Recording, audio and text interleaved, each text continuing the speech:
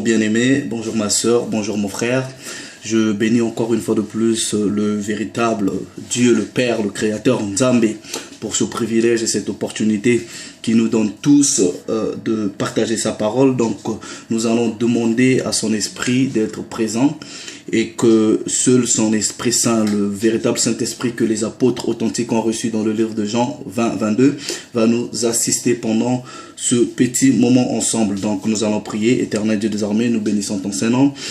Nous savons que tu es le seul maître des temps et des circonstances. C'est pour cela, Père éternel, nous remettons ce temps entre tes mains et que ton Esprit Saint, le véritable Saint-Esprit que les apôtres authentiques ont reçu dans le livre de Jean 20-22, puisse nous diriger et prendre contrôle de ce moment au nom puissant de ton Fils, Jésus-Christ de Nazareth, le premier-né. Nous avons dit Amen. Donc, que Dieu soit béni. Donc, nous allons partager un petit passage dans la parole du Créateur. Donc en fait le passage se trouve dans le livre de 1 Roi au chapitre 3 du verset 16 au verset 28. C'est un passage qui est très familier pour les initiés à la parole du Créateur. Donc quand je parle d'initiés, je sais que c'est des termes qui font secouer beaucoup de gens. Je veux juste dire par là les gens qui sont habitués à la parole, qui sont familiers aux Écritures saintes. Donc c'est Dieu qui crée les mots et les langages. Un humain n'a pas créé de mots, n'a pas créé de langage. Donc c'est l'homme, c'est Dieu qui crée. Donc que Dieu soit loué. Donc tout de suite on va aller dans la Bible, et comme j'ai toujours l'habitude de dire à chaque fois que je partage la parole de Dieu, nous devrons être comme les chrétiens de Bérée. Donc la Bible dit dans le livre de Actes, je pense au chapitre 17, que Paul, quand il est arrivé à Bérée, il avait rencontré une sorte, en fait, une catégorie de chrétiens qui sont très différents aux chrétiens à l'heure actuelle, pour la seule raison, c'est que, en fait, les chrétiens de Bérée ont donné une identité à une sorte de chrétianité. Donc c'est des gens qui consultent les Écritures jour et nuit pour savoir si ce qu'on leur enseigne est juste et conforme par rapport aux Écritures. Donc nous devrons aussi prendre cette habitude-là de lire la parole de Dieu et de voir si ce que l'on nous enseigne est conforme. Donc là où tu es, j'aimerais que tu prennes ta Bible et que tous ensemble nous lisons la parole de Dieu. Donc le passage d'aujourd'hui est tiré du livre de 1 Roi au chapitre 3 du verset 16 au verset 28. Je lis. Alors 2 femmes prostituées vinrent chez le roi et se présentèrent devant lui. L'une des femmes dit: pardon, mon seigneur, moi et cette femme, nous demeurions dans la même maison et je suis accouché près d'elle dans la maison. 3 jours après, cette femme est aussi accouchée. Nous étions ensemble, aucun étranger n'était avec nous dans la maison. Amen. Il n'y avait que nous deux. Le fils de cette femme est mort pendant la nuit parce qu'elle s'était couchée sur lui. Elle s'est levée au milieu de la nuit. Elle a pris mon fils à mes côtés, tandis que ta servante dormait. Elle l'a couché dans son sein. Et son fils qui était mort, elle l'a couché dans mon sein. Donc le matin, je me suis levé pour allaiter mon fils, et voici, il était mort. Je l'ai regardé attentivement le matin, et voici, ce n'était pas mon fils que j'avais enfanté. L'autre femme dit: au contraire, c'est mon fils qui est vivant et c'est ton fils qui est mort. Mais la première répliqua: nullement, c'est ton fils qui est mort et c'est mon fils qui est vivant. C'est ainsi qu'elles parlèrent devant le roi. Le roi dit, l'une dit: c'est mon fils qui est vivant et c'est ton fils qui est mort. Et l'autre dit: nullement, c'est ton fils qui est mort, c'est mon fils qui est vivant. Puis il ajouta: apportez-moi une épée. On apporta une épée devant le roi. Et le roi dit: coupez en deux l'enfant qui vit et donnez-en la moitié à l'une et à l'autre. Alors la femme dont le fils était vivant sentit les entrailles s'émouvoir pour son fils, et elle dit au roi: ah, mon roi, donnez-lui l'enfant qui vit et ne le faites point mourir. Mais l'autre dit: il ne sera ni à moi ni à toi, coupez-le. Et le roi, prenant la parole, et dit: donnez à la première l'enfant qui vit et ne le faites point mourir. C'est elle qui est sa mère. Tout Israël a pris le jugement que le roi avait prononcé, et l'on craignit le roi, car on vit que la sagesse de Dieu était en lui pour diriger pour le diriger dans ses jugements. Donc ça c'est la parole de Dieu. Et vous savez que comme j'ai toujours l'habitude de dire, il est écrit dans le livre de Deutéronome 29 que les choses cachées sont au Père, à Nzambe, au Créateur, et les choses révélés sont à nous, à nos fils à perpétuité. C'est-à-dire ce que Dieu choisit de révéler à quelqu'un ou à un peuple ou à qui que ce soit. En fait, c'est cette révélation-là est une révélation d'éternité. Donc ça servira à toi, ta famille, tes enfants. Donc ce que Dieu va révéler aujourd'hui, pour mon cas par exemple, ça va servir à mes enfants, ça va servir aussi à leurs enfants. Donc que Dieu soit glorifié. Donc pour comprendre il y a beaucoup d'enseignements de ce passage. Donc la plupart des gens, surtout les initiés de la parole, quand nous lisons ce passage, on est un peu enfermé dans ce conformisme de toujours croire que il s'agit là de quand Dieu a donné la sagesse à Salomon. Ce qui n'est pas faux, ce qui est bien, mais il y a encore d'autres enseignements et nous allons rentrer pour comprendre les mystères profonds de la parole du Père. Donc en fait, qu'est-ce qui se passe? C'est que si nous lisons quelques versets avant, nous allons comprendre que dans une vision, ou dans d'autres versions on dit dans un rêve, le nouveau roi Salomon qui vient juste d'hériter du trône de son père David a eu une conversation avec le Père, avec Dieu, avec le Créateur. Donc dans une vision, il a eu une conversation, un dialogue avec le Père. Et pendant sa conversation, pendant son dialogue avec le Père, il va dire à Dieu plutôt, il lui dit, Père, tu as été très fidèle, bon, miséricordieux envers mon père David, et encore tu lui fais la grâce, moi étant que son fils, de succéder à son trône. Donc tu as été très gentil, très clément, très bon avec lui, mais non seulement tu l'as béni, tu lui as donné un trône. Tu lui as donné un trône puissant, mais moi, au contraire de mon père, je ne veux pas te demander autre chose que de la sagesse et un cœur pur, afin que je sois en mesure d'être un bon roi et de donner des jugements équitables et justes à ce peuple nombreux. C'était un jeune roi qui venait juste à peine de hériter le trône. Donc en fait, juste après parce que cette vision-là, il a reçu, il était parti dans un endroit pour faire des sacrifices, et tout juste après, quand il est revenu chez lui, Dieu lui accorde déjà dans l'esprit ce que il avait demandé. Et si vous lisez quelques versets, comme j'ai dit plus haut, vous allez comprendre que la conversation, la prière, la requête dans la vision que Salomon a présentée à Dieu avait plu au cœur de Dieu. Et c'est en ce moment que Dieu va décider de lui donner la sagesse. Il dit, je te donnerai la sagesse que aucun homme avant toi n'a eu, et aucun homme après toi, ou aucun homme, ça dépend des versions, aucun homme pendant ton existence n'aura. Donc, à part la sagesse que Dieu lui donne automatiquement, Dieu lui donne aussi les richesses matérielles et beaucoup d'autres choses en plus. Donc, en fait, il y a un problème ici, c'est que la prière de Salomon a été exaucée automatiquement.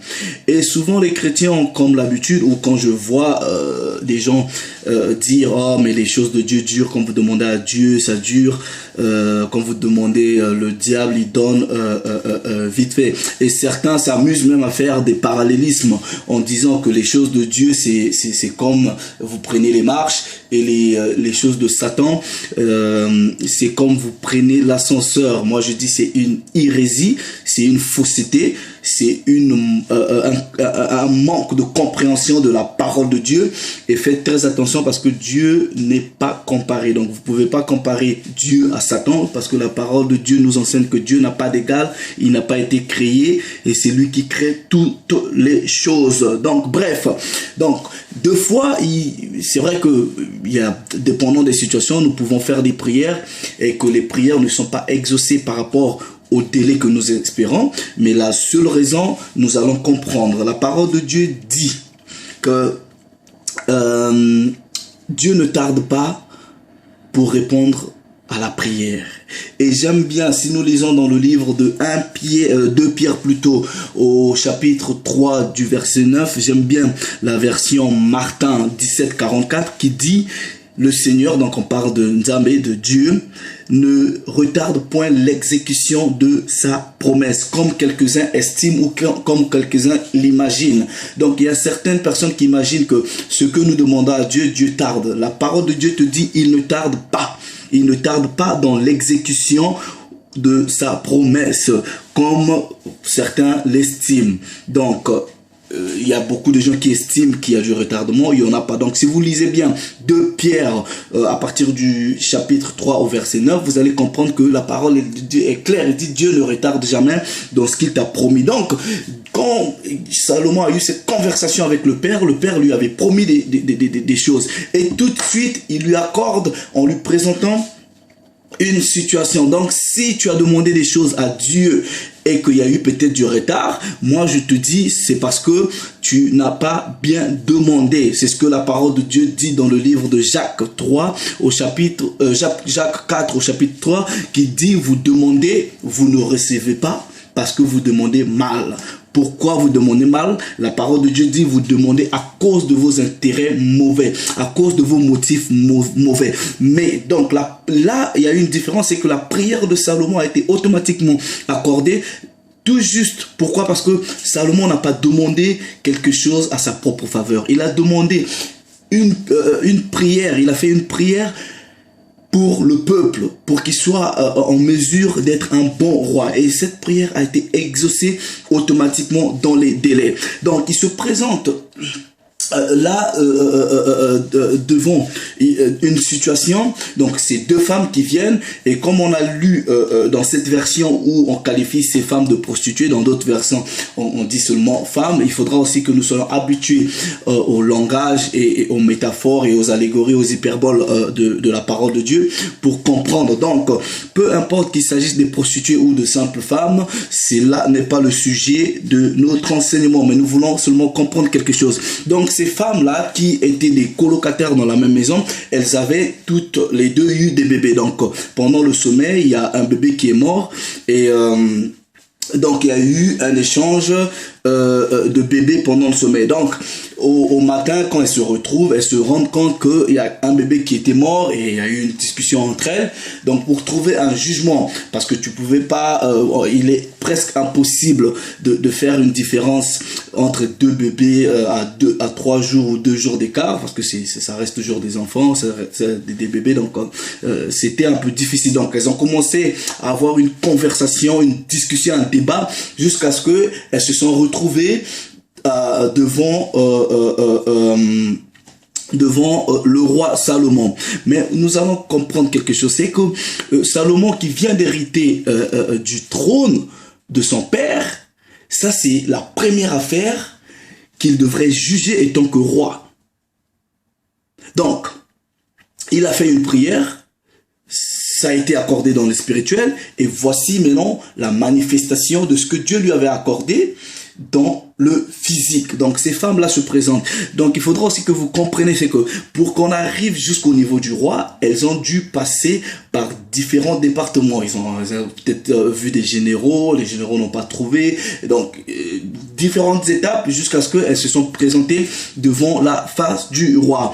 Maintenant, nous allons comprendre quelque chose ici. Faites très attention, et j'aimerais que vous prêtez très attention. Nous allons lire et comprendre ce que Dieu veut nous enseigner par rapport à cette parole, par rapport à ce chapitre, ce verset, ce passage que nous venons de lire. Donc on a ici des femmes, on a un enfant, on a un roi, et on a beaucoup de personnages. Mais nous allons comprendre la révélation en essayant d'étudier des personnages ici. Donc les personnages principaux ici sont ces 2 femmes-là, le roi lui-même, l'enfant. Mais qu'est-ce qui se passe? Qu'est-ce que, par exemple, ces femmes-là représentaient? Mais je vais te dire une chose. Les femmes ne représentaient pas seulement femmes en termes d'entité biologique, à la différence des hommes, mais les femmes représentaient autre chose.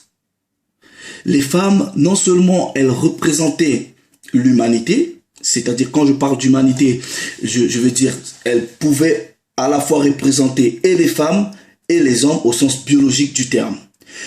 Mais dans une autre dimension mystique des choses, ces femmes-là pouvaient représenter l'effort, pouvaient représenter le travail, pouvaient représenter on va dire le labeur.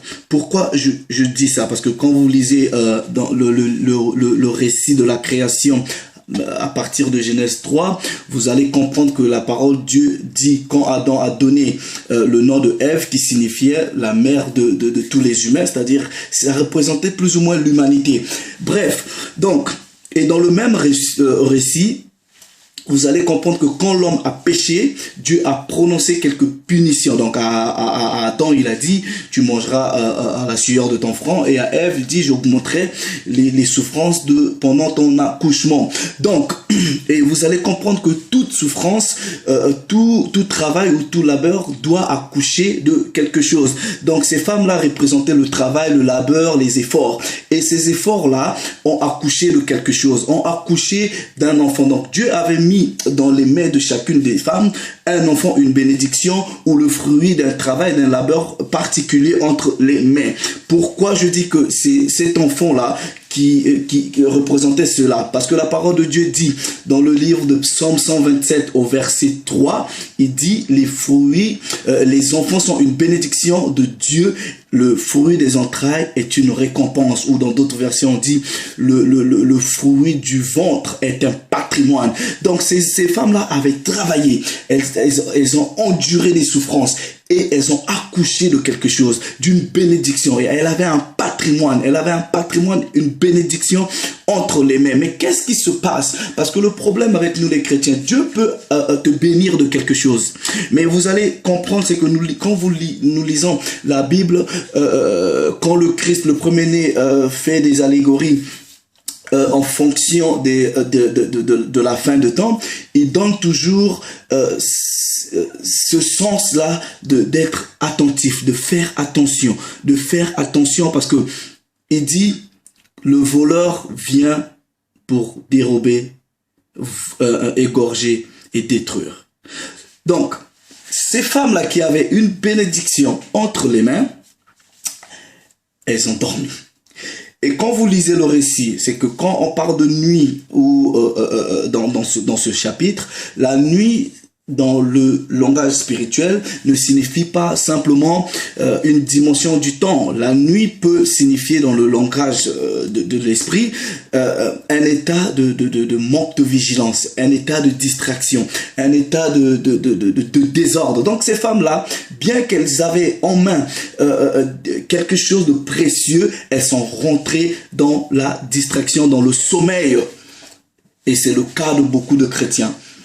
Vous rentrez dans le sommeil et c'est dans la nuit que le diable est arrivé. Mais je veux mettre une parenthèse. Quand je parle de nuit, parce que souvent les gens croient que les sorciers, le démon, les diables viennent la nuit. C'est complètement faux, c'est une hérésie. Un esprit ne marche pas, une entité spirituelle n'a pas la même notion du temps que les humains. Donc un sorcier pour venir te faire du mal ou quoi que ce soit n'a pas besoin d'une heure précise, c'est une hérésie. Parce que dans le monde, par exemple, il y a différents fuseaux horaires. Ici, en ce moment, il fait midi, peut-être le matin. En Australie, aux États-Unis, c'est complètement une différente heure. Donc, cette notion-là de vouloir croire que les sorciers ou le diable vient dans la nuit est complètement fausse. Le diable vient quand tu es distrait, quand tu es dans la distraction, quand tu manques de vigilance. C'est ce que la nuit signifie ici. Comprenez la révélation. Donc, le premier-né aussi, dans cette tendance, il a toujours l'habitude de nous dire d'être sobre, d'être vigilant. Donc, ces femmes-là n'étaient pas vigilantes. Et quand nous lisons une parabole du premier-né dans le livre de Matthieu 24, il dit, est-ce que le propriétaire de la maison, s'il savait à quelle heure le voleur viendra, le sera-t-il la porte ouverte? Donc, ces femmes-là n'étaient pas vigilantes. Elles ont laissé la porte ouverte et l'ennemi est venu, il a frappé. Donc, l'enfant est mort. Et quand la première femme s'est retrouvée que l'enfant était mort, elle a eu une conversation avec le diable. Le diable lui va lui dire, bien sûr que l'enfant est mort, mais je peux toujours te donner une autre bénédiction.